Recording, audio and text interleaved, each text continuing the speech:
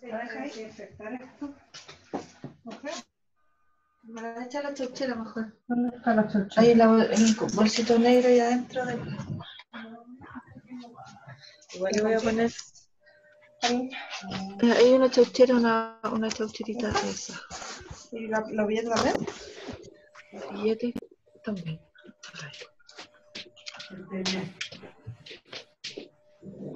Perdona, ¿sabes cómo se la... Bien.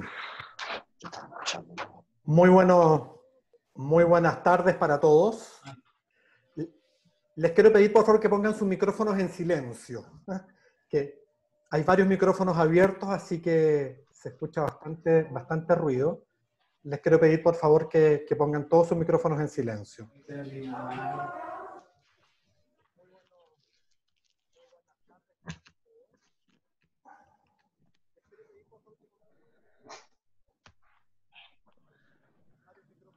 ¿Ah? ¿Cómo? Bien. Ya, ¿No? nuevamente, por favor, pongan los micrófonos en silencio, de manera que podamos estar todos conectados en esto. Bueno, lo primero es darles una enorme bienvenida, agradecerles profundamente que hayan querido estar presentes en este lanzamiento virtual del libro Felicidad entre costuras que escribimos junto con Eduardo Escalante. Lo primero, presentarme. Soy Ignacio Fernández, speaker, autor y consultor en temas de liderazgo redárquico, de equipos efectivos y de bienestar organizacional. Y de mi querido Eduardo Escalante, que nos dejó en su cuerpo físico hace 3 meses. Entonces, un momento muy emocionante para mí, un momento muy emocionante para la familia de Eduardo, que nos está acompañando también. Entonces les quiero contar la estructura que va a tener este encuentro. Les voy a contar cómo nació el libro, cómo nos conocimos con Eduardo. Después la familia va a decir algunas palabras.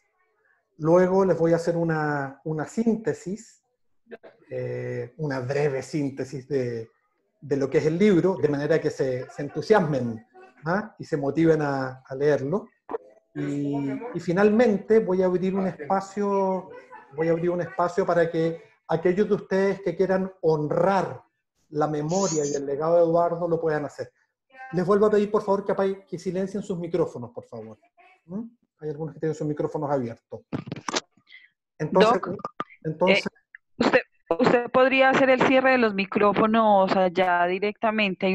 Ya, es que no sé cómo se hace. Ahí me pilla el dinosaurio digital que soy. Sí, Ignacio.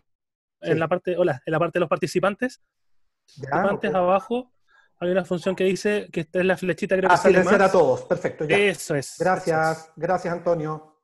He aprendido algo nuevo. Soy casi soy un baby boomer digital. Excelente. Bien, por supuesto esto es silenciar los micrófonos en este rato, ¿no? Después va a haber un tiempo, por supuesto un tiempo para que, como les dije, varios de ustedes puedan hablar y honrar a Eduardo, que es parte de lo que queremos hacer hoy día, ¿no? Bien, déjenme partir contándoles cómo nos conocimos con Eduardo, que quiero darle un tono bien personal. Nosotros nos conocimos con Eduardo hace 4 años, no fue mucho, no fue mucho, cuando coincidimos como conferencistas, como speakers, en un congreso latinoamericano de felicidad organizacional en Argentina. Y tuvimos que viajar mucho en auto, porque si bien era en Mendoza, estaba cerrado el aeropuerto de Mendoza, y conversamos muchísimo. Y empieza a suceder esta cosa preciosa de empezar a encontrar sintonía, ¿no? Para ponerlo tal cual, Eduardo tendría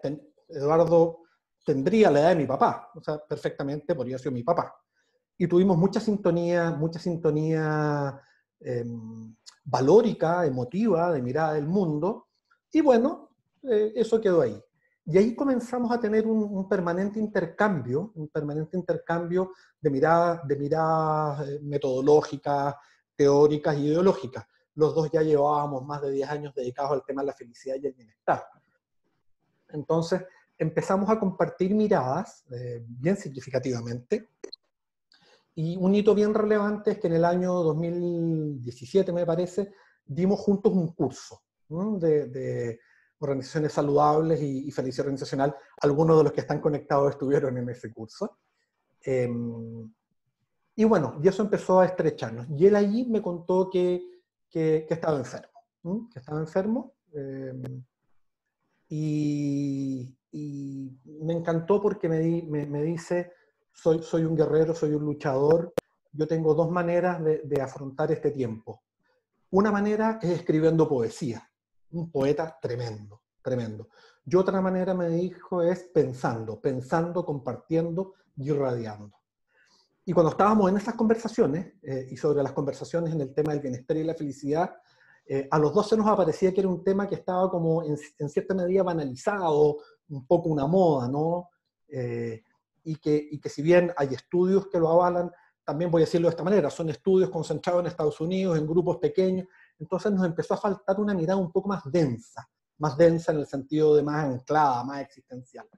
Y ahí un día conversando fue, ¿y si escribimos sobre ética de la felicidad? Así partió.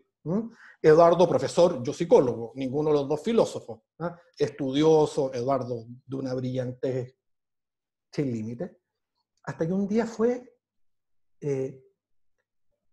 desde nuestra mirada, en un lenguaje completamente íntimo, sin pretender ninguna visión de totalidad ni de absolutismo, ¿por qué no hacemos reflexiones filosóficas respecto de la felicidad?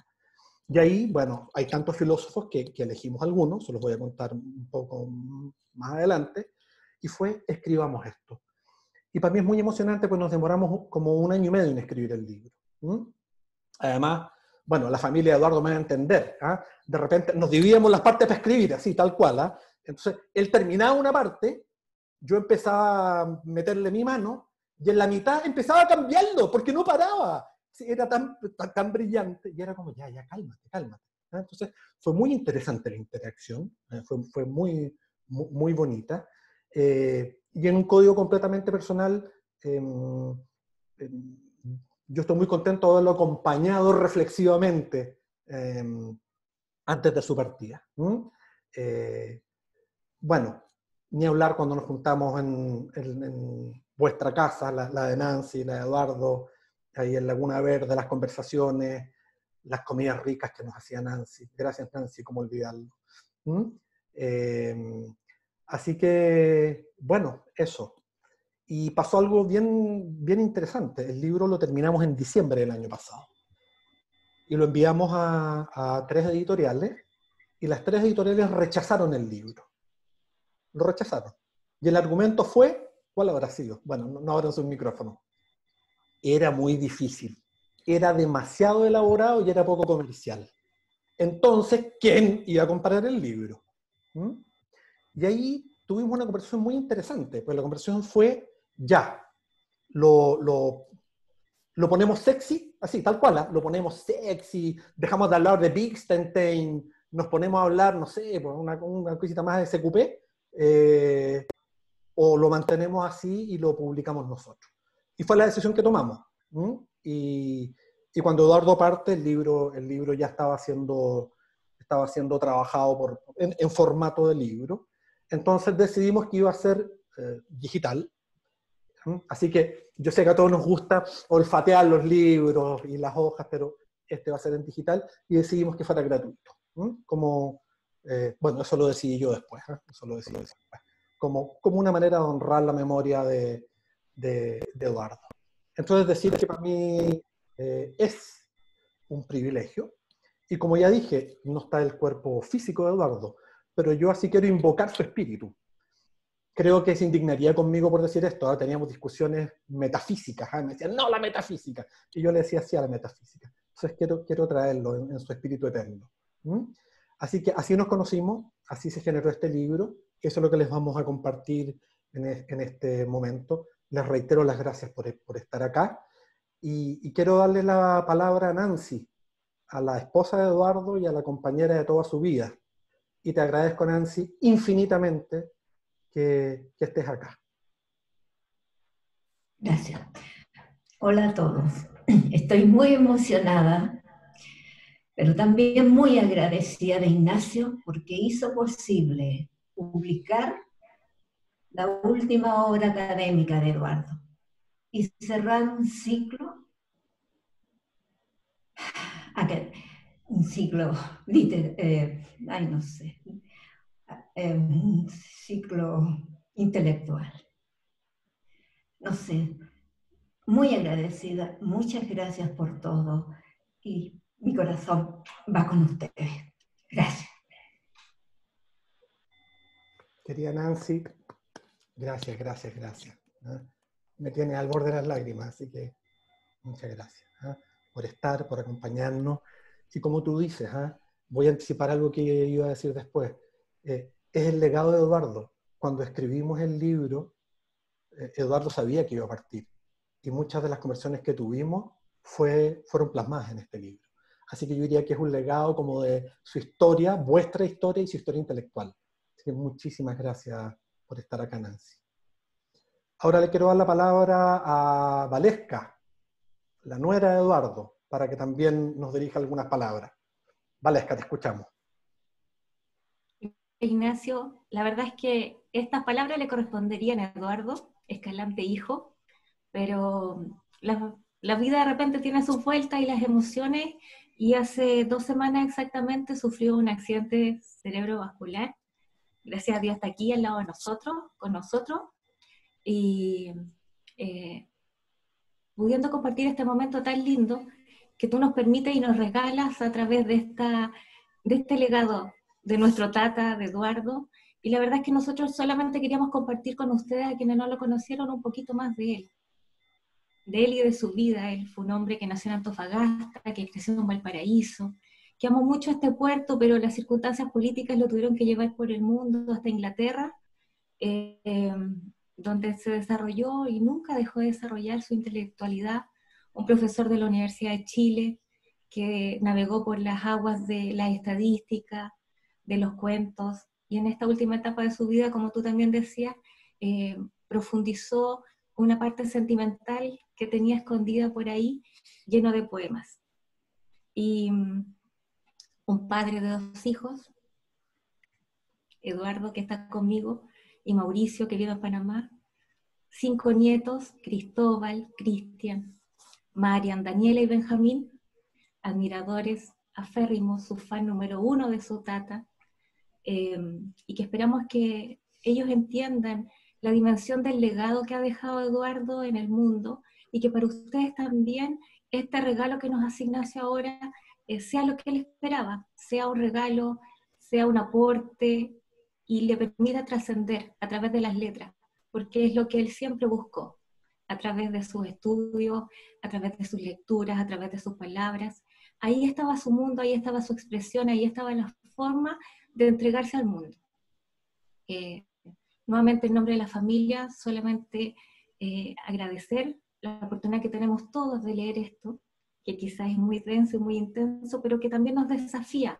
Así como él era desafiante, como él era de pensamiento profundo, de repente difícil de roer dentro de su estructura mental, porque por supuesto su nivel estaba un poco más allá de lo que nosotros nos saca de nuestra zona de confort. Así que muchas gracias por esta oportunidad, y espero que todos los que están aquí sepan aprovechar y el legado que ha dejado nuestro tata Eduardo Escalante para el mundo. A dos meses ya desde su partida, sabemos que va a estar presente aquí, en las letras. Gracias, Ignacio. Ignacio, quiero darte la gracia.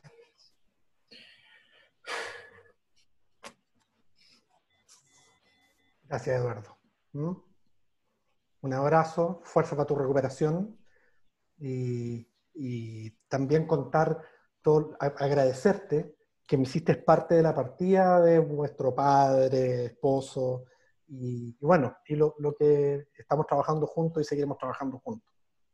Así que, bonitas, tus lágrimas son lágrimas que riegan una tierra de las cuales van a florecer y germinar el legado de tu padre. Así que muchas gracias y todo el power. Gracias, Eduardo.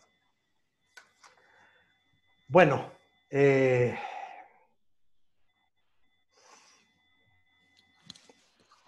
gracias, qué decirle, gracias, qué emoción, ¿no? Qué emoción más grande lo que estamos viviendo, qué emoción más grande para todos nosotros. Yo sé que muchos de los que están conectados conocieron a Eduardo, los que no lo conocieron ya se pueden empapar de esta alma tremenda, ¿no? De esta alma, como decía Valesca, que lo encuentro increíble, una mente brillante, así, increíble.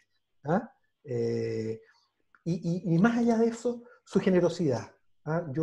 Cuando él partió, yo puso unas palabras en las redes sociales, yo nunca he conocido una persona más generosa, más disponible que Eduardo. Y eso me impacta. Yo converso con personas y me dicen eso. Y me dicen, a mí me ofreció esto, es impresionante. Bueno, así que, hablemos un poquito del libro, ¿les parece? ¿Ah? Hablemos un poquito del libro. Bueno, yo no tengo muy claro qué imagen ven. No sé si nos ven a todos, no sé si me ven a mí, pero bueno.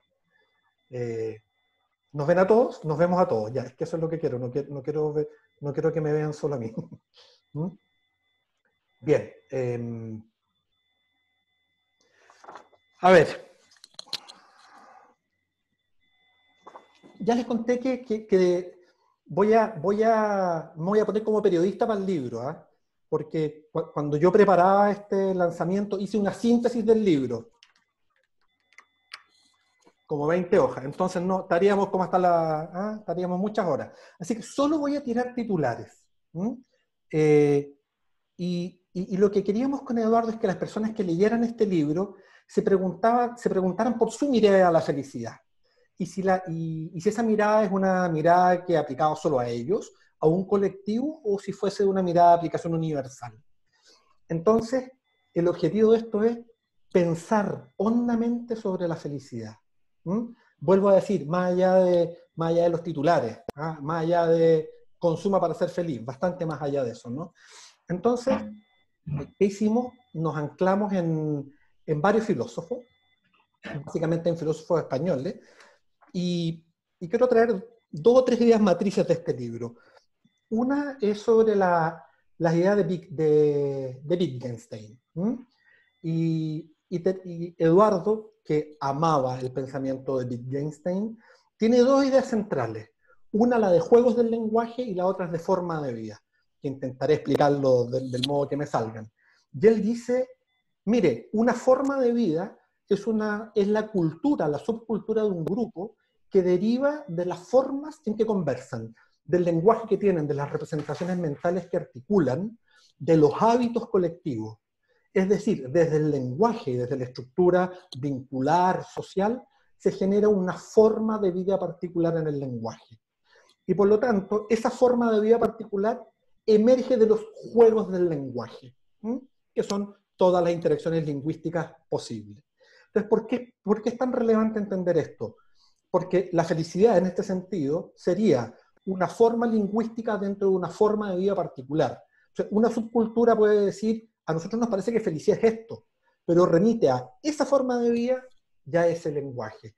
Entonces lo que nos animó acá fue decir, y si miráramos las múltiples formas de vida y los múltiples juegos del lenguaje existentes, ¿emergería algo así como un constructo universal, holístico de felicidad? ¿Sí o no?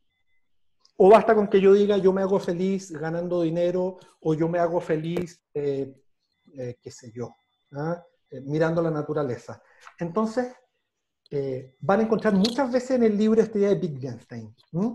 Por lo tanto, el tema es, ¿cuál será la forma de vida de la Matrix? Voy a decirlo de esa manera. Entonces, tenemos muy claro que cada uno de nosotros es portador de un testamento de felicidad e infelicidad. Sabemos perfectamente que eso está inscrito en la experiencia de vida que hemos ido llevando. Entonces, cuando escribíamos esto, teníamos muy claro que había al menos 4 voces en diálogo. La de los filósofos que traíamos, bueno, son muchas, la de Eduardo, la mía, la que armábamos juntos, pero que eso generaba una quinta voz, que es la de ustedes, la que lo van a leer, y que en estas interacciones se generan espacios de posibilidad de instalar lo nuevo. Y eso es lo interesante. Nos parece que la felicidad es una coconstrucción narrativa que se va haciendo permanentemente. Por lo tanto, la felicidad y la infelicidad son éticamente válidas todas, y por supuesto es una opción personal. A veces consciente, a veces no tan consciente. Por supuesto queremos que las personas sean muy conscientes de lo que están eligiendo. Y algo que discutíamos mucho con Eduardo era lo que nos aterraba a ambos con el tema de la felicidad, que era, por una parte, nos parece que hay que tener dos precauciones.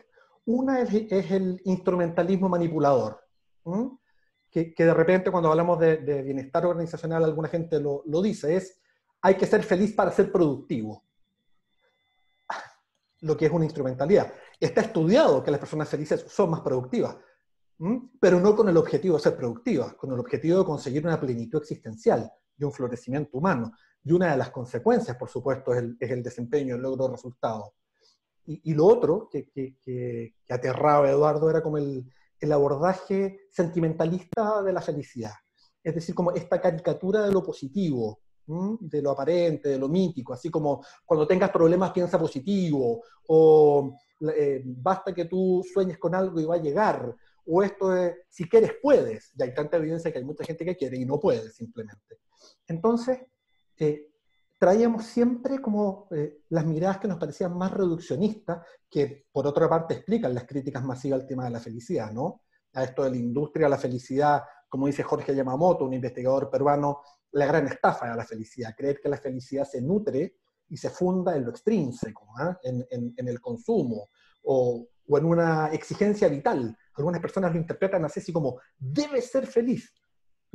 Y también veíamos que personas que han llevado vidas marcadas probablemente por estados de ánimo más bien negativos, incluso por muchas vivencias de infelicidad, si construían un relato existencial profundo y filosófico, podían lograr una templanza existencial que podríamos incluso llamarla feliz. Entonces, me voy a permitir leer algunas frases. En este libro lo que buscamos con Eduardo es compartir nuestras reflexiones al servicio de una felicidad profunda y trascendente, relevando la reflexión como un camino sentido, poético, encarnado y complementario a los límites observables de la evidencia científica. Los dos, siendo muy estudiosos y muy amantes de lo científico, nos parece que el lenguaje científico queda infinitamente corto para explicar los contenidos, las estructuras y las vivencias de lo felicitante. Entonces, ¿cuánta felicidad hay, qué sé yo, en la belleza, en la ética, en lo sagrado, en el erotismo, en la espiritualidad, en la poesía, en las estrellas, en el misterio, en el servicio, en aquello que el lenguaje no puede decir? Ya esos territorios es donde quisimos tímidamente llegar. Todo eso que hace que la vida merezca ser vivida. Entonces, y esto es bien potente, tuvimos, y quiero decir un aprendizaje que yo tuve con Eduardo escribiendo este libro. Yo pensaba previamente a esto que todos portábamos una esencia de felicidad, y que por lo tanto lo que yo tenía que hacer era simplemente descubrir la esencia natural que hay en mí de felicidad.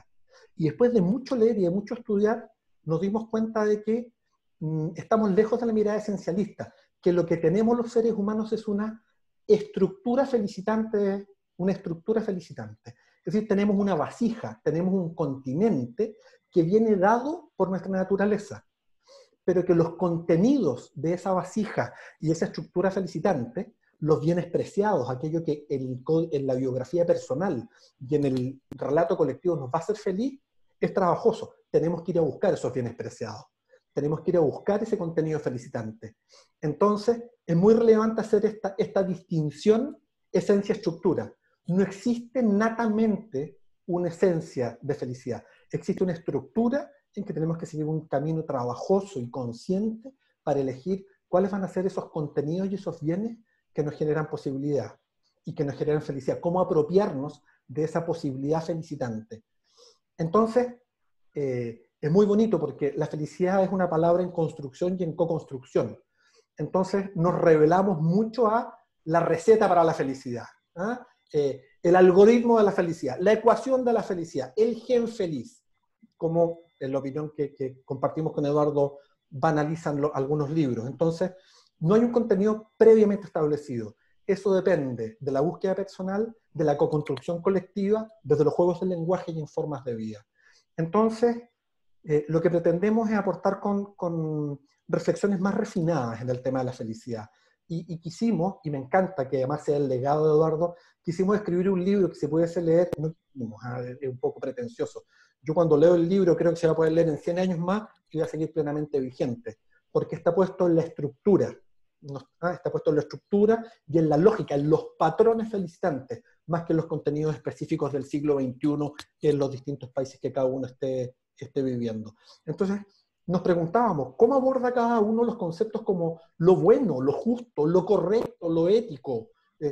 ¿Cuáles son los bordes éticos? Entonces, tomamos básicamente a filósofos españoles, a Javier Zubiri, a José Luis Aranguren, a Leonardo Polo y a Adela Cortina. Entonces nos parecía que el regreso filosófico a la felicidad permite rescatarla del mero sentido común y a quienes tratan de normalizarla. Y aquí una idea súper importante que es uno de los vectores del libro, es un concepto de la filósofa española contemporánea, viva, Adela Cortina. Ella habla de la ética de los mínimos y la ética de los máximos. Esta idea es capital en el libro. Y ella dice, la ética de los mínimos son todos aquellos mínimos sociales, co-construidos socialmente, que son el piso basal para el bienestar de las personas. Es decir, es el piso mínimo existencial bajo el cual, si está una persona, está en niveles de inhumanidad. Y ella dice, eso no es subjetivo, eso es objetivo porque deriva de los acuerdos sociales. Es decir, entiende la objetividad como un acuerdo de las intersubjetividades. Y dice, y levanta palabras, dice, eso es bienestar, y ese es el bienestar mínimo. Ya habla de educación, ya habla de justicia social, ya habla de, bueno, de trabajo, de alimentación, de igualdad de oportunidades. Y dice, eso es el bienestar objetivo. Y es objetivable dada la interacción social. Y se plasma en las constituciones de los estados, en las políticas públicas, en la jurisprudencia, es lo que nos regula. Y dice, ese es el piso mínimo. La ética de los mínimos, el lenguaje más es bienestar, condiciones mínimas existenciales de bienestar. Pero desde ahí se va a la ética de los máximos. ¿Y la ética de los máximos qué es? Es la definición personal y subjetiva de lo que a mí me hace feliz. Por lo tanto, eso sí es completamente subjetivo, es bienestar subjetivo, es para mí y no es exigible a los otros. Entonces, es extremadamente importante esto, sobre todo para la gente que trabaja en este tema, porque en este libro exploramos todo ese tránsito. ¿Cuáles son esos mínimos éticos de bienestar compartido? Por ejemplo, la justicia social. Y de ahí, ¿qué es lo que acá, con ese piso basal, qué es lo que a cada uno lo hace feliz? De hecho, Adela Cortina dice algo bien potente. Se pregunta a sí misma, ¿tienen el mismo peso relativo la ética de los mínimos del bienestar compartido y la ética de los máximos de la felicidad? Y dice, no tiene el mismo peso. Porque tenemos que permitir que la mayor cantidad de seres humanos en el mundo se puedan hacer la pregunta de la felicidad a los máximos. Es decir, hay que trabajar por construir mínimos existenciales compartidos. Extraordinario. Bueno, yo quería que esto fuera corto, pero me estoy alargando. Voy a lanzar dos o tres titulares más. En el capítulo 1 le pusimos un asalto a la comprensión. Ya hablamos ahí de la felicidad como estructura. ¿Qué es lo que ya les conté? La posibilidad de ser feliz está siempre disponible porque tenemos una estructura felicitante que nos lo permite y que opera como este contenedor, ¿no? Entonces, al estar en la estructura, emerge como un deber irrenunciable, ¿no? Y a juicio de lo que discutíamos con Eduardo, esto es lo más humano que puede existir, ¿no? Porque somos seres para la felicidad. Y esta estructura felicitante es un fundamento universal, lejos de todo relativismo. Podrán ser relativos los contenidos con los que llenemos esta vasija, esta estructura felicitante, con qué bienes lo hagamos, pero eso, somos una estructura felicitante, dinámica, consciente, en permanente construcción. Y voy a decirlo de esta manera, estamos arrojados a la felicidad porque disponemos de la estructura para ello. Entonces, cuando uno entiende que lo universal es la estructura felicitante, la segunda pregunta que sigue es, ¿cuáles son los contenidos de la felicidad? ¿Cuáles son los contenidos?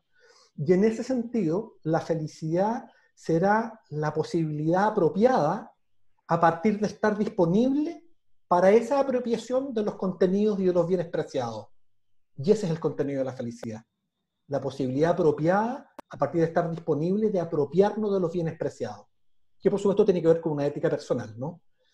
Y, insisto, son titulares. Esto que les acabo de contar en los últimos 20 segundos son 20 páginas del libro. ¿Ah? Vuelvo a decir, quiero así como dejar miguitas, a ver si enganchan con alguna, ¿no? Después en el capítulo 3 lo llamamos la recuperación de la trascendencia, la felicidad como plenitud. Y lo que nos animó en ese capítulo fue la pregunta de ¿cómo sé yo si mi vida es plena? Y nos dimos cuenta que desde la filosofía y desde los estudios, a la base de la plenitud siempre hay trazadores, que son la paz, la armonía y la completitud, conmigo mismo y con los otros. Repito, conmigo mismo y con los otros, lo que podríamos llamar felicidad individual y felicidad relacional. En esta lógica de la gota que pertenece al océano, qué es gota y qué es océano, y que para que pueda ser feliz, tiene que ser feliz la gota y tiene que ser feliz el océano. Yo y los otros, yo y mi mundo, yo y el cosmos, según la mirada sistémica que cada uno quiera darle. Y por supuesto, los contenidos de lo pleno, los contenidos de florecimiento, dependen de los juegos de lenguaje y de la forma de vida en la que cada uno de nosotros viva. Y un capítulo que fue muy interesante, les voy a leer el título, ¿eh? El capítulo 4 se llama El deber desde el ser, la felicidad como deber. Y me encanta decirlo así, porque cuando yo les digo esto, la mayoría yo supongo que se le ve una cosa encima, así como, oh, la exigencia de ser feliz. Y no tiene que ver con la mirada deontológica, con esto de la exigencia, sino que esto lo sacamos de Zubiri. Y Zubiri dice, el ser humano es debido a su felicidad, en ese sentido de deber. En la posibilidad de apropiarme de mis contenidos felicitantes que están inscritos en mi estructura. Entonces, no es deber ser por deber cumplir una meta, sino que, como es mi estructura, es mi necesidad humana llenar esa estructura felicitante. Entonces, es súper interesante, porque no se entiende solo la felicidad como una satisfacción o una cierta tendencia, sino que es un proceso radical. Tiene que ver con la estructura más profunda del ser humano. Entonces, el ser humano tiene la característica de ser felicitario. Voy a usar esa palabra difícil. Tenemos la característica de ser felicitario antes que buscar la felicidad. Es decir, dotar de contenidos nuestra estructura. Entonces, visto así, surge la obligación, en ese sentido el deber, de constituirnos en la felicidad. Porque si no seguimos este camino de articular nuestra felicidad, esa estructura universal que mora en todos nosotros, no la vamos a cumplir. Y esta autodeterminación, esta autorrealización que hablaba Maslow, queda trunca, ¿no? Entonces, en este sentido, la felicidad es unitaria en cuanto a estructura, pero los deberes son múltiples, porque cada uno sabrá con qué contenidos y con qué bienes lo cumple, ¿no? Después, en el capítulo 5, tomamos, lo llamamos valorando la vida feliz, la felicidad como ética. Y bueno, algo ya dije respecto a lo de Adela Cortina, ¿no? De que, y hablamos en ese capítulo y en otro, de que hay 3 niveles. La ética intrasubjetiva, lo que me hace feliz a mí mismo, que está perfecto. La ética intersubjetiva, que es entender el bienestar y la felicidad como colectivo social. Y la ética cordial, que es entender la ética un paso más allá, y es entenderlo como ciudadanos, como seres del mundo. Incluso podríamos hablar de una ética universal, ¿no? Después hablamos en el capítulo 6 del entramado de las acciones buenas. Y ahí abordamos la felicidad como virtud. Y es bonito porque, bueno, y aquí nos ponemos más aristotélicos, ¿no? Esta cosa eudaimónica, ¿ah? que la virtud y que el ejercicio de la virtud es la felicidad. De hecho, discutíamos bastante que la felicidad no es una recompensa de la virtud. La felicidad es el ejercicio de la virtud misma. Es bonito esto, ¿eh? La felicidad es el ejercicio de la virtud misma. Entonces, la pregunta que sigue es, ¿cuáles son esas virtudes, no? Y ahí, bueno, cada uno nuevamente en su mundo y en su cultura, pero es importante, ¿eh? Porque discutíamos mucho que las virtudes no son todas positivas, voy a usar ese lenguaje, las virtudes no todas derivan de emociones positivas, y hay una enorme virtud, por ejemplo, que es afrontar y sobrellevar la infelicidad. La virtud es sobrellevar el sufrimiento y la desesperanza, y eso es virtuoso. Y en el camino de afrontar lo más rudo y lo más difícil, ese camino, aunque los contenidos sean negativos y duros, es un camino felicitante en sí mismo. Entonces, muy bonito esto, cómo el afrontamiento de la infelicidad o de las circunstancias más dolorosas de la vida es una virtud felicitante en sí misma, ¿no? Qué bonito. Y en ese sentido también entendemos que la felicidad implica un afecto, o sea, ser afectado por algo, una intencionalidad, ser feliz es ser feliz por algo o para alguien, y también implica evaluación y juicio. Es decir, la evaluación de la felicidad se hace por algo que sea bueno, virtuoso. Entonces, a la pregunta que los invitamos ahí es, ¿y cuáles son tus virtudes de felicidad? O tus virtudes. Vuelvo a decir, el ejercicio de la virtud es la felicidad misma. Y aquí uno lo puede mirar de distintos lugares, ¿no? Lo puede mirar, no sé, pues, desde el catolicismo están las virtudes cardinales, bueno, da igual. Lo que sí sabemos, y lo que estábamos de acuerdo con Eduardo, es que la virtud es una fuerza moral para seguir un determinado camino, y que es un camino recto, existencial y filosófico, y que no es un mero estado de ánimo, o una mera emocionalidad o una actitud. Y en esta virtud, y ligado al capítulo de la ética, entendemos que nunca una persona puede declararse feliz si solo remite a la ética intrasubjetiva, a la ética egocéntrica.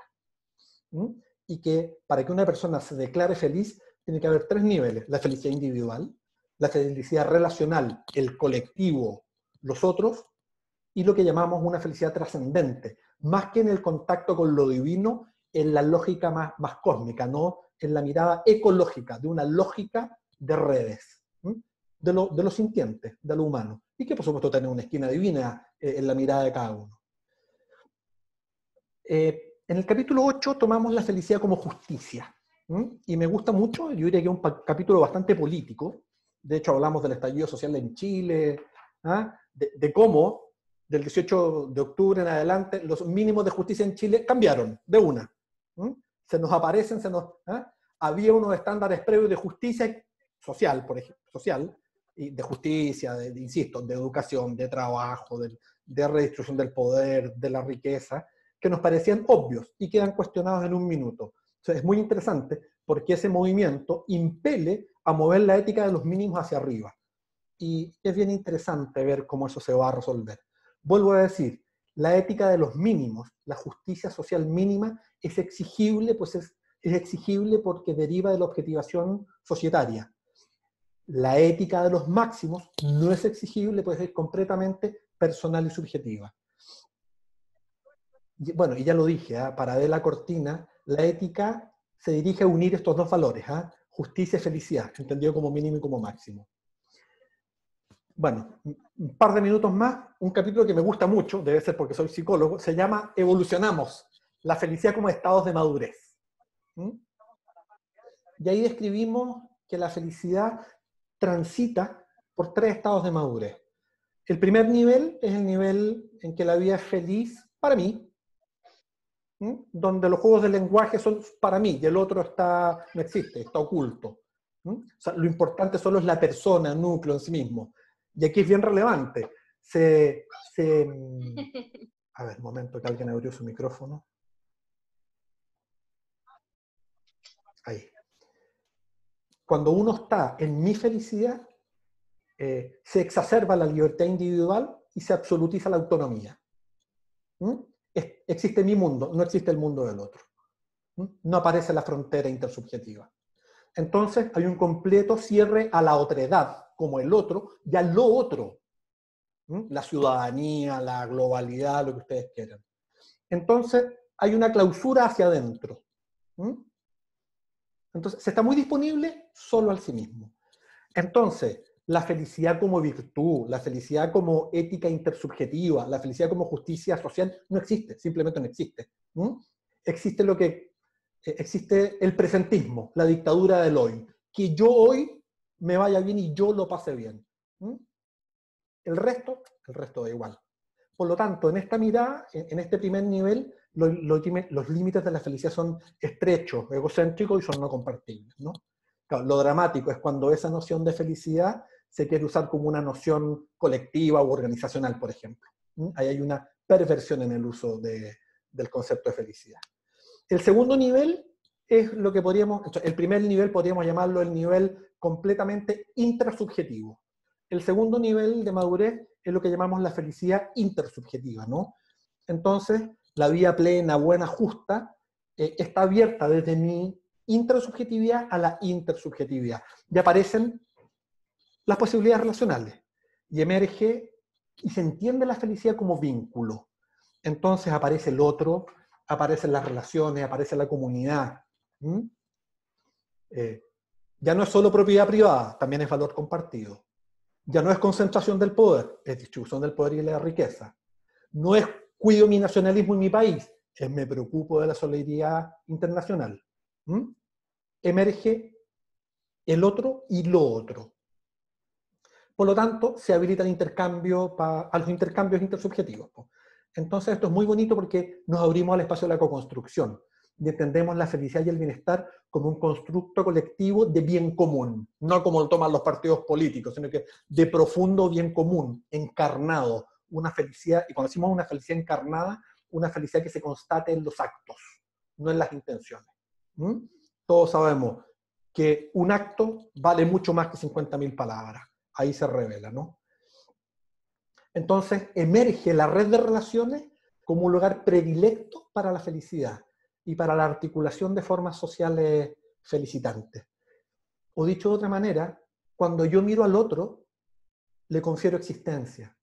Cuando yo desde mi estructura felicitante miro al otro, valido su estructura felicitante. Ya hablo de la posibilidad de la felicidad colectiva. Precioso. Bueno. Y en este sentido se reconstruye el tejido social, ¿no? Y aparece el reconocimiento legítimo, la confianza, el respeto, la gratitud, la compasión, la danza ética, ¿no? Y en el tercer nivel incluye los dos anteriores, intrasubjetivo, intersubjetivo, pero además incluye la autorrealización, incluye la heterorealización, y lo escalamos al nivel de la felicidad trascendente.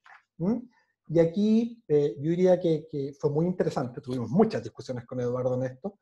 Entonces, este es lo que nos parece el máximo nivel de evolución de la felicidad, y es a través de una evolución coherente y consistente, donde se evalúa la felicidad en los tres niveles: yo, los otros, y la frontera de la felicidad se amplía a nivel planetario y cósmico, lo que podemos llamar felicidad trascendente. Entonces, me preocupa la felicidad de todo lo viviente, incluido, por supuesto, los animales, de todo lo viviente. O sea, se instala una mirada ecosistémica, lo que Bateson llamó la ecología de la mente, no como mente individual, sino que como la gran mente universal. Entonces la mirada de la felicidad es holística, es universal, importa la vida de todos los seres sintientes, el cuidado del planeta como la casa común, aparece la identificación del humano con lo divino, en cualquiera de las formas, ¿no? De eso se trata este libro.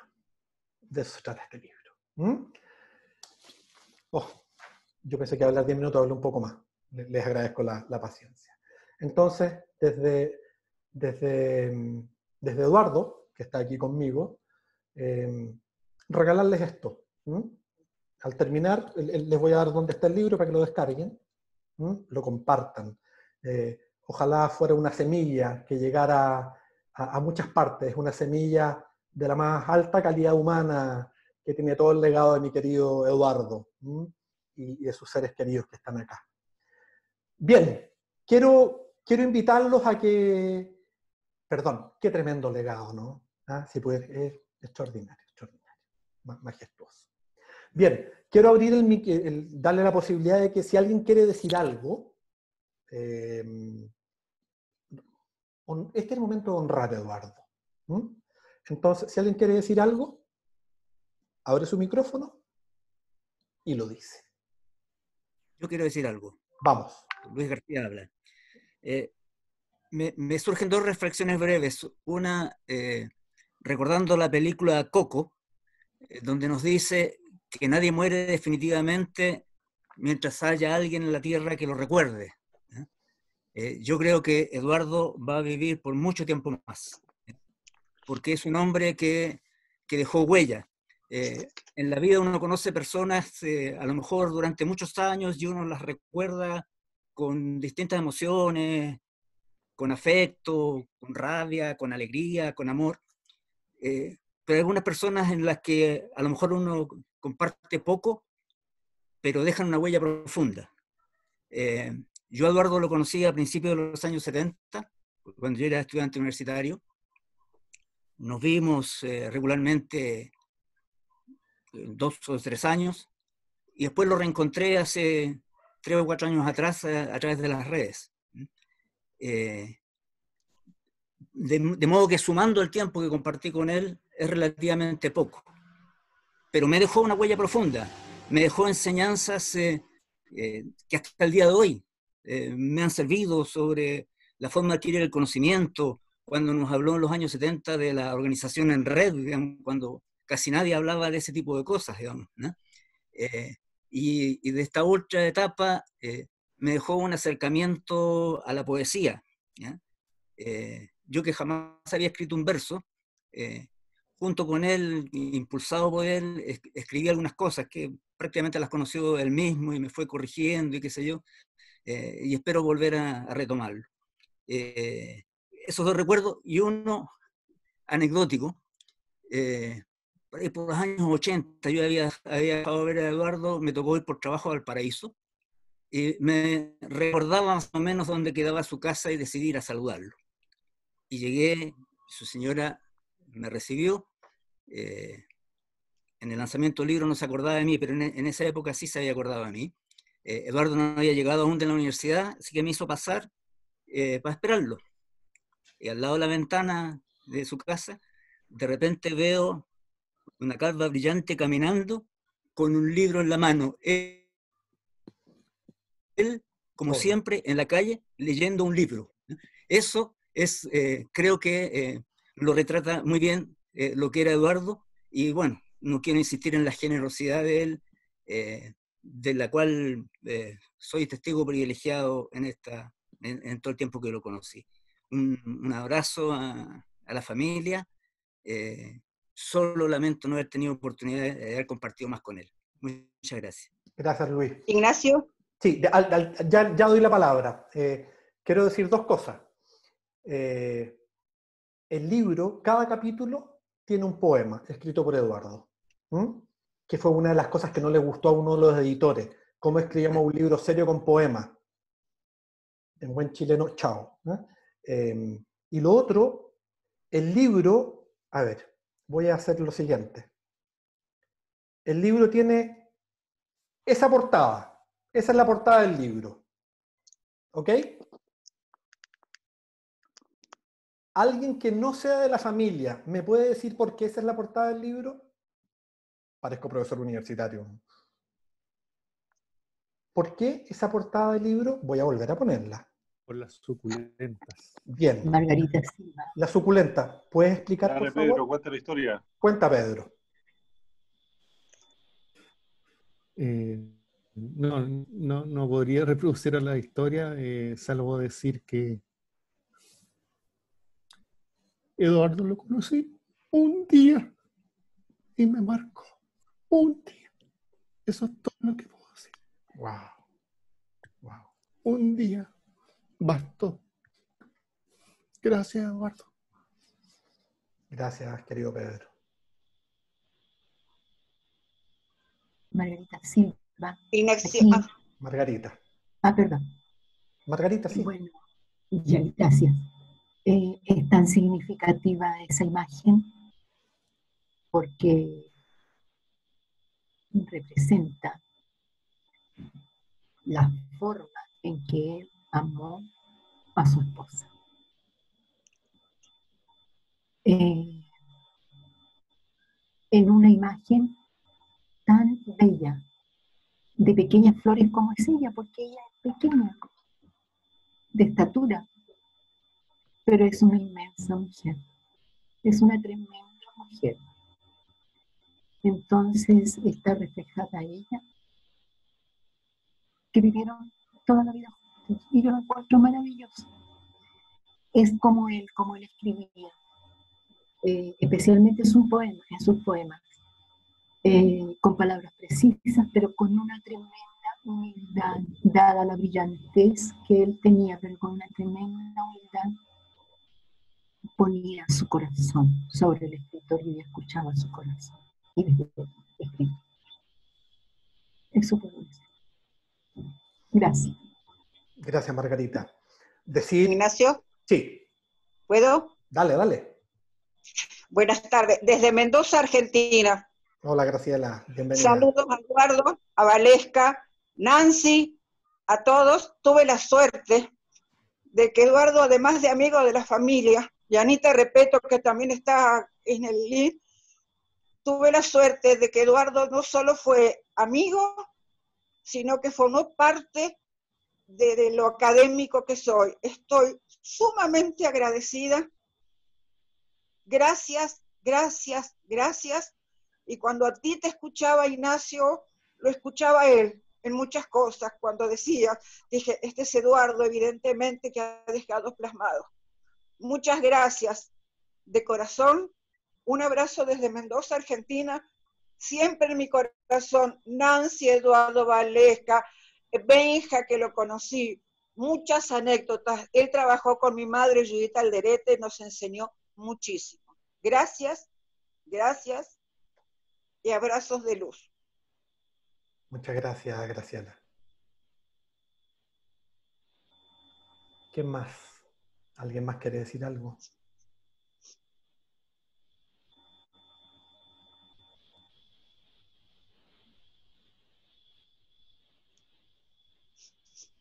Bien. ¿Ignacio? Sí. Sí.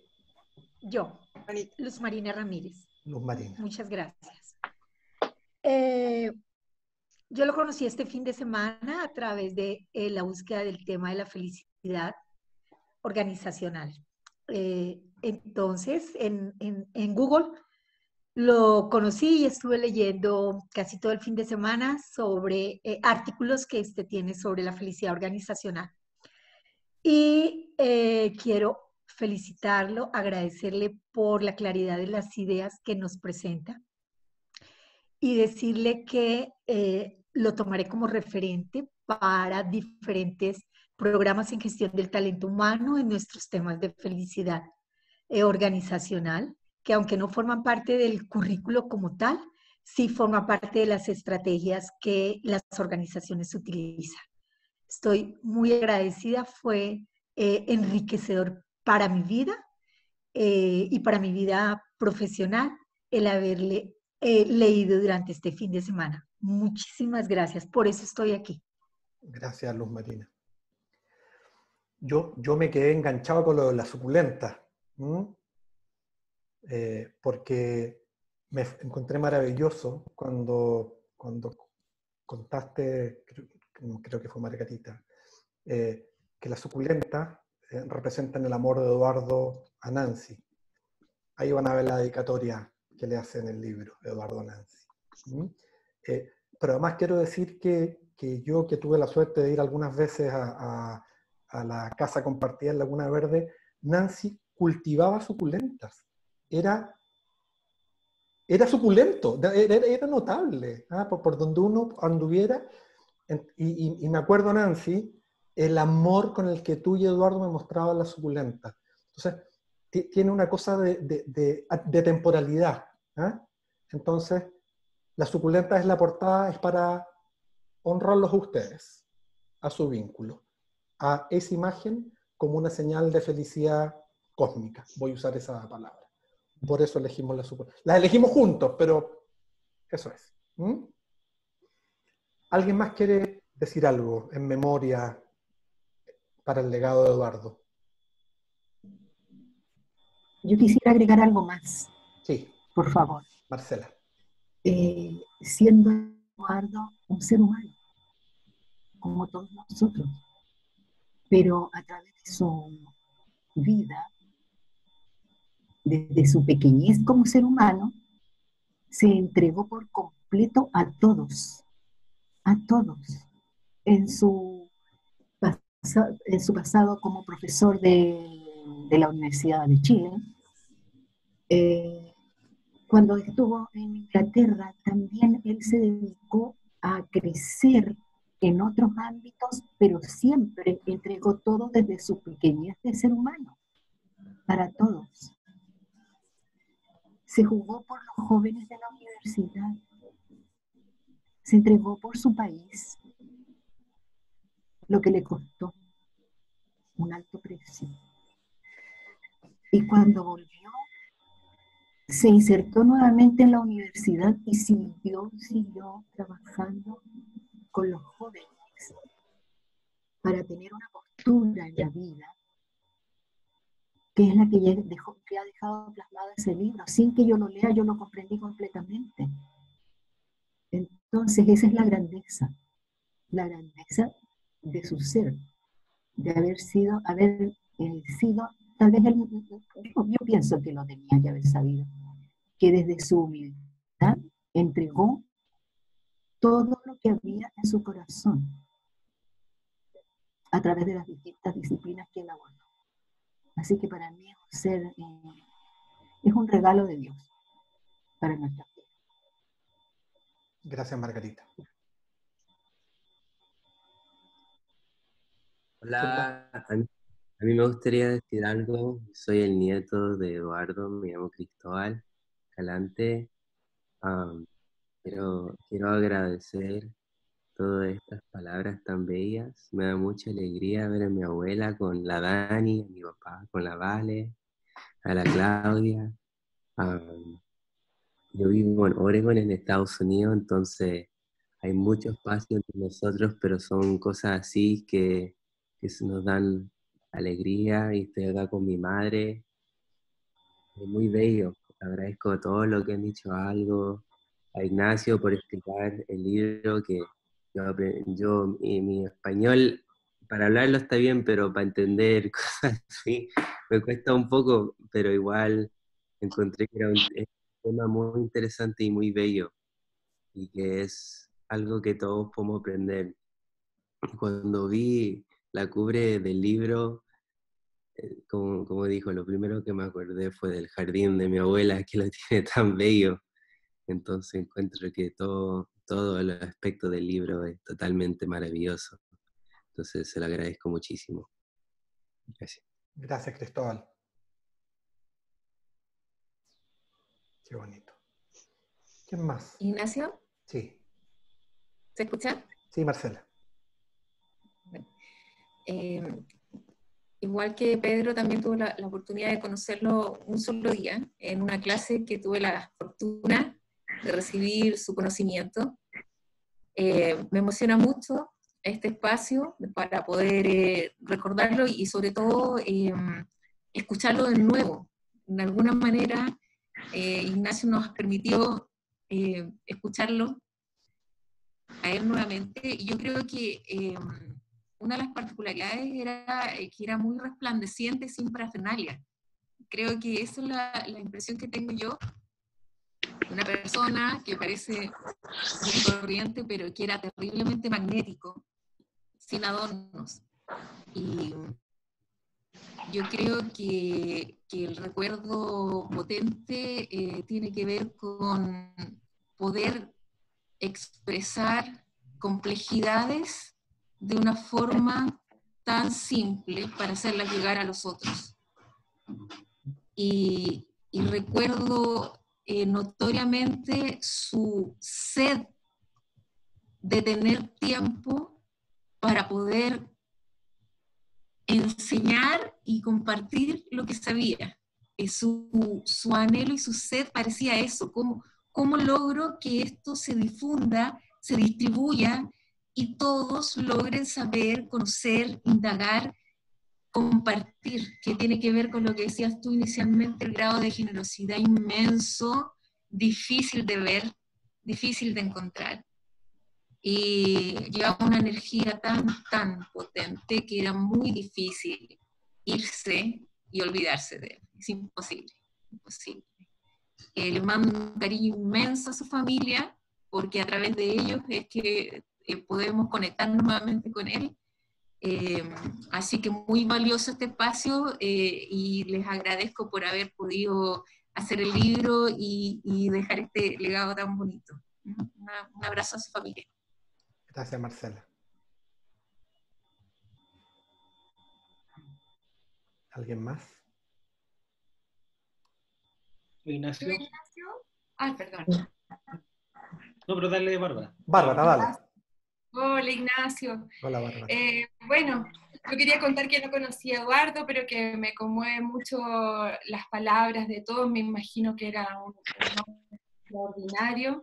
Pero sí conozco a Ignacio, y quiero decir que también es un hombre extraordinario, del cual yo he aprendido mucho. Tengo mucha gratitud, Ignacio, por muchos momentos, que también ha tocado partes profundas de mi alma para mi aprendizaje. Entonces me imagino que tener a este hombre precioso que era Eduardo más Ignacio, y en esta combinación creo que es un regalo precioso para todos. Muchas gracias, Ignacio. Gracias, Bárbara. Muchas gracias. Hernán. Ignacio. Momento, Hernán, y después vamos con otra palabra. Vale, solo quiero enviarle un tremendo abrazo a Nancy. Tuvimos la oportunidad de estar acá en Concepción juntos con Eduardo, así que le quiero mandar muchos cariños. Con Eduardo hijo nos cruzamos solamente por algunas encomiendas que enviaba a Eduardo padre, y bueno, a Eduardo también lo conocí en una clase, y de ahí me acuerdo que le hice una pregunta y no me soltó más. Después mantuvimos mucho contacto por correo, por teléfono, conversamos un montón de cosas.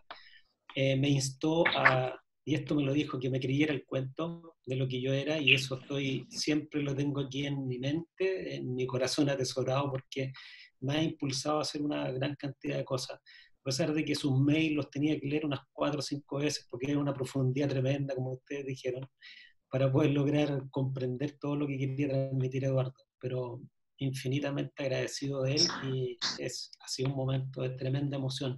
Así que le quería compartir el cariño infinito, nada más que eso. En algún minuto me entrego mucho, Eduardo. Gracias, Hernán. Eso.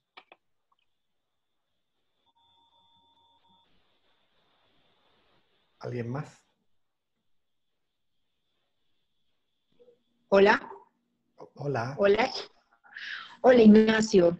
Saludos desde Perú. Hola, Mili. Estoy aquí percibiendo la emoción de todos a los quienes escucho. Fui un ratito a buscar mi cuaderno porque tuve el gusto de conocer a Eduardo en el año 2017, cuando nos explicó el tema de medición del bienestar. Todos estos temas de medida para mí me asustaban mucho, siempre me han preocupado un poco los números. Definitivamente los míos son las palabras. Pero este señor hablaba ya en poesía, y quisiera compartir una notita que tengo aquí en mis apuntes, y es muy hermosa porque es un reconocimiento hermoso que él hace, y dice: 51 años de casados, el arte es de ella, que me fue sacando de los hoyos. En medio de una clase decía cosas realmente que venían del corazón y que apremiaba que la diga. Yo la he compartido, la copié y la comparto ahora con su familia, porque es hermoso el reconocimiento a su compañera, que se notaba, que se traslucía por sus poros. Que tenga un lugar de paz donde descanse, y espero que su familia encuentre consuelo en su corazón pronto, y quienes estuvieron cerca de él, como tú, Ignacio, lo mismo, y que su vida siga trascendiendo en inspiración para quienes fueron tocados por esta alma tan bonita. Y muchas gracias por este espacio, Ignacio, que estemos todos bien, que salgamos bien de todo esto. Gracias. Un abrazo, Mili, muchas gracias. Abrazo, amigo. ¿Ignacio? Sí. Gabriel. Hola. Oye, muchas gracias. Estoy muy emocionado también y hermanado con gente que conozco poco, pero a escuchar a su mujer, a sus hijos, a sus nietos, me parece algo que es súper emocionante. Al igual que muchos, lo conocí súper poco, solo una sesión. Me parece que fue su última clase lectiva que él dio el año pasado en el Diplomado de Bienestar. Y para nosotros fue conmovedor. Estamos varios de los que fuimos sus alumnos ahí. Fue solo un día. Y si me preguntan si aprendí de medición de bienestar, no me acuerdo ni pelota, pero sí me acuerdo profundamente de la humanidad y de tal como decía Mili, me parece recién, de las distinciones profundas que él hacía y que nos costó mucho y que conversamos mucho después entre compañeros. Yo ahí, me parece que Emily estaba hablando recién, nos invito a rescatar a Eduardo. Él era un tremendo usuario al final de sus días de las redes sociales, y yo me acuerdo a propósito del estallido social, las reflexiones que él sacaba eran un misil a la cabeza y al espíritu potentísimo. Yo me di maña de bajarlas todas, hice un cuaderno y se lo repartí a mis compañeros de trabajo y a gente cercana porque hacía unas distinciones impresionantes, y algunas discutibles, otras no, pero con honestidad, con valentía. A mí me parece que los sabios de la tribu hay que honrarlos, y agradezco haberlo podido conocer. Eso como primera reflexión, y gracias a ti, Ignacio, también por puentear todo esto. Y lo segundo, una pregunta más técnica a ti, en términos de tu qué hacer. Tú hace unos años atrás hablaste de felicidad organizacional, hiciste un libro, un modelo que entiendo, no he leído este nuevo libro, pero tiene muy poco que ver, y es otra tecla. Pero la pregunta es para ti y tu reflexión de tu quehacer previo, al Eduardo que escribió ese otro libro hace un par de años atrás. Teniendo estas nuevas distinciones y estas nuevas conversaciones con Eduardo, ¿qué miras distinto hoy en tu propio quehacer en términos organizacionales? ¿Qué distinción le incorporarías hoy día a ese trabajo que sigues haciendo, digamos? Y gracias por todo. Gracias, Gabriel. Pucha, podría contestarte largo, pero quiero ser bien específico. Primero, la ética de los mínimos del bienestar compartido. En las organizaciones, más que promover felicidad, hay que promover condiciones justas de despliegue del trabajo. Y eso quiere decir condiciones saludables, posibilidades de desarrollo de los trabajadores, remuneraciones equitativas, condiciones de trabajo mínimamente dignas. Entonces, yo antes, voy a decirlo de esta manera, tenía una mirada, no es que la haya dejado, pero más utópica, ¿se entiende? Como que me saltaba un poquito las necesidades básicas. O no me las saltaba, daba por hecho que existían. Y con Eduardo aprendí que es fundamental, que la felicidad es el quinto piso de un edificio de 5 pisos, y que hay que trabajar primero en el bienestar, en las condiciones básicas, y que esto es un cambio de mentalidad de las personas. El cambio organizacional deriva del cambio de mentalidad de las personas anclados en hábitos. Yo diría que, bueno, eso por una parte, y por otra parte, lo que ya dije, yo sí pensaba, antes de trabajar con Eduardo, que había como un constructo universal de contenidos de la felicidad. Y entendí que no, entendí que eso se construye y que lo relevante es la estructura felicitante. A mí me voló la cabeza la idea de estructura felicitante, porque lo que ya expliqué, porque tenemos la tarea personal larga y compleja, deontológica, exigente, de construir felicidad de adentro hacia afuera, pero desde la propia virtud y con valores colectivos. Eso, podría hablar más, pero gracias, Gabriel, me pegué un giro súper relevante. Yo a mi libro del 2015 le puse felicidad organizacional. Ahora, bajo ningún punto de vista, le pondría ese nombre. Le pondría al menos bienestar organizacional. Bien. ¿Alguien más quiere decir algo?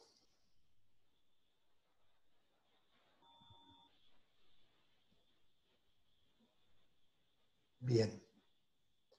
Entonces, agradecerle a todos por su presencia. El libro se descarga en www.ignaciofernandez.cl. Ignaciofernandez.cl. Hay una parte que dice autor, ya ahí está la imagen del libro, y lo descarga. Gratuitamente, como a Eduardo le hubiese gustado. Disponible para todo aquel que quisiera empaparse de esto y diseminar esto a los 4 vientos. Así que voy a ser directo. Les pido que lo bajen, que lo lean, es de digestión lenta. Es de digestión lenta. Así que, y compártanlo. Porque es un libro para la vida. Bien, agradecerles enormemente que hayan estado acá. Ignacio, por favor, ¿podrías repetir la página, el sitio? IgnacioFernandez.cl. Pueden ponerlo en el chat también. El link acá. En la pestaña, ya lo voy a escribir acá. En la pestaña Sí, aquí lo puse. autor. Ahí está. Yo lo estoy copiando y lo subo al tiro. Listo. Al chat. Listo, gracias. Aquí lo puse Gabriel. Ya, lo puse yo. Gracias, Antonio. Se pasaron. Bueno, Nancy, una gratitud enorme de que estés acá. Eduardo, Valesca, Cristóbal, Daniela, se pasaron. Atesoraré yo en mi corazón siempre este momento. He tenido que hacer muchos esfuerzos para no llorar, mucho, pero lo logré. Eso. Así que agradecerles por este momento, por esta intimidad.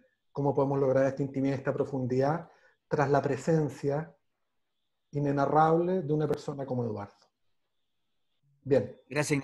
Les mando un abrazo y disfruten del libro. Gracias. Muchas gracias. Que les vaya muy bien. Bendiciones. Muchas gracias a todos. Saludos. Que Chao. estén muy bien. Gracias. Bendiciones y éxitos. Muchas gracias. Muchas gracias, muy emotivo. De nada.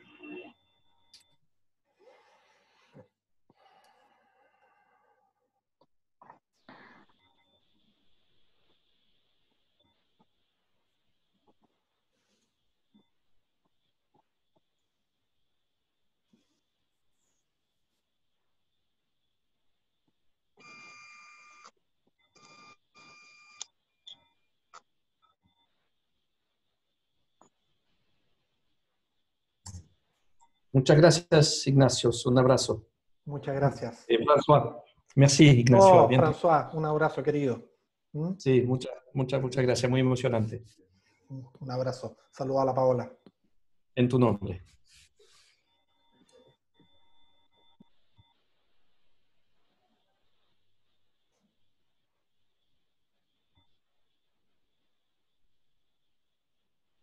Ven, yo me voy a quedar aquí leyendo los comentarios del chat, porque estaba tan enchufado que no leí nada.